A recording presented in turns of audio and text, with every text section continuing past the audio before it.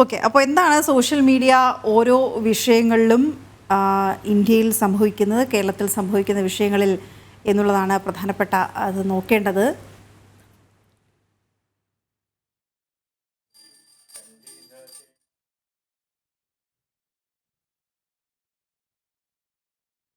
Okay, ഇത് രാഹുൽ ഗാന്ധിയുടെ ഈ അടുത്ത് നടത്തിയ ചില പരാമർശങ്ങൾ, കൂടിക്കാഴ്ചകൾ, അതിനെക്കുറിച്ചുള്ള looks like Rahul Gandhi's agenda for a trip was to sow the seeds of separatism എന്നാണ് പറയുന്നത്.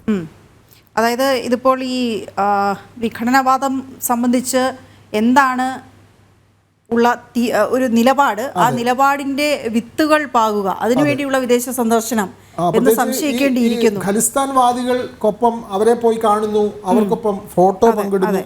അത്തരത്തിൽ വിഘടനവാദ ആ ഒരു സമീപനമുള്ള അല്ലെങ്കിൽ ആ വാദം ഉയർത്തുന്നവരെയൊക്കെ നമ്മുടെ രാജ്യത്തിൻ്റെ പ്രതിപക്ഷ നേതാവ് പോയി കാണുന്നു എന്നൊക്കെ പറയുമ്പോൾ, അത് മാത്രമല്ല ഇപ്പോൾ അതുമായി ബന്ധപ്പെട്ട് ഈ ഇന്നലെ തീവ്രവാദ ഗ്രൂപ്പിൽ വന്നത് ഖലിസ്ഥാൻ വാദികൾ പറഞ്ഞത് ഞങ്ങൾ പറയുന്ന കാര്യങ്ങൾ രാഹുൽ അംഗീകരിച്ചു എന്നുള്ളതാണ് പറയുന്നത്. കാരണം ഈ ഗുർപത്വന്ത് സിംഗ് പന്നു ഒക്കെ പറയുന്ന അദ്ദേഹത്തിന്റെ വാക്കുകൾ കണ്ടില്ല, ആ അതേ വാക്കുകൾക്ക് സമാനമായി നിൽക്കുന്ന വാക്കുകളാണ് രാഹുൽ പറഞ്ഞിരിക്കുന്നത്. ആ രണ്ട് ഇതും വായിക്കുമ്പോൾ അതിൽ നിന്ന് മനസ്സിലാക്കാൻ സാധിക്കും.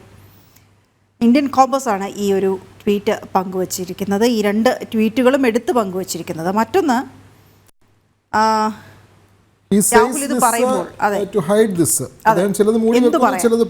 എന്ത് മൂടി വെക്കാൻ എന്നുള്ളത് ആ റൈറ്റ് സൈഡിൽ കാണാൻ കഴിയുന്നത് ഇന്ത്യൻ കോമ്പസ് തന്നെ പങ്കുവച്ച ഒരു കാര്യമാണ്. ഈ രാഹുലിന്റെ വിദേശ സന്ദർശന വേളയിൽ നടത്തിയ കൂടിക്കാഴ്ചകളെ കൂടി എടുത്ത് ഉദ്ധരിച്ചുകൊണ്ട് പറഞ്ഞിരിക്കുന്ന കാര്യമാണ്. അന്ന് രാജീവ് എന്തു പറഞ്ഞു എന്നുള്ളതും ആ പോസ്റ്റിൽ എടുത്തു പറയുന്നുണ്ട്. എന്തു മറയ്ക്കാൻ രാഹുൽ ഇത് പറഞ്ഞു വയ്ക്കുന്നു ഇപ്പോൾ എന്നുള്ളത്.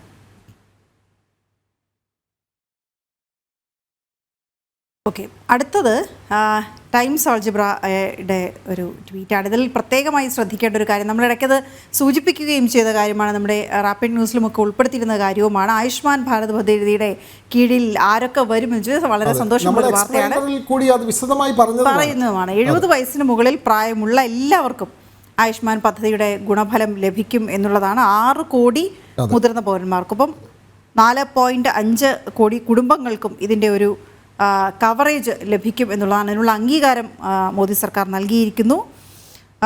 ഒപ്പം 5 ലക്ഷം രൂപയുടെ സൗജന്യ പരിരക്ഷ കൂടി ലഭിക്കും. അത് കുടുംബാടിസ്ഥാനത്തിലായിരിക്കും എന്നുകൂടി പറയുന്നത്. അതിൽ അദ്ദേഹം നൽകിയ ഉറപ്പ് അദ്ദേഹം നിറവേറ്റി.